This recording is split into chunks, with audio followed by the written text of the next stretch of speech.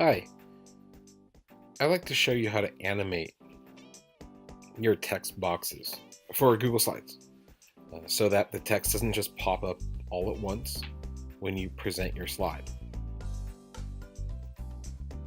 For example, with this slide here, if I were to present it right now, all my text is visible from my title to all of my bullet points. And if you're giving a presentation, an oral presentation, you may not want that to all pop up at one time. So ensure that your text box is highlighted or that you've selected it.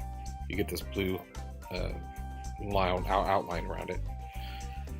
And if you sort of right click or use two fingers on the Chromebook to click, you get this menu here. You come down here to animate. All you have to do is click that. And you notice on the right hand side, it opens up this box that says animations. And it tells you that you have an animation set up for that text box. Now this will show the entire text box at one time. And you may not want to do that.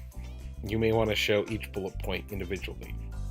So for example, the way I have it set up now, if I present it, see, there we go.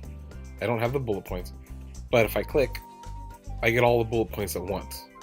So sometimes you might want to have each bullet point come separately. So to do that,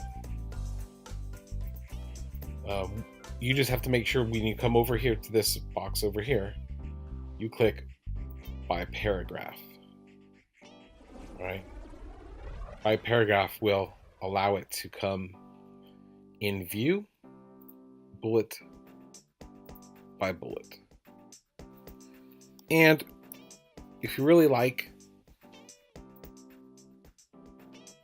you can choose the type of fade in, or the type of, excuse me, if this is a fade in, you can choose the type of animation.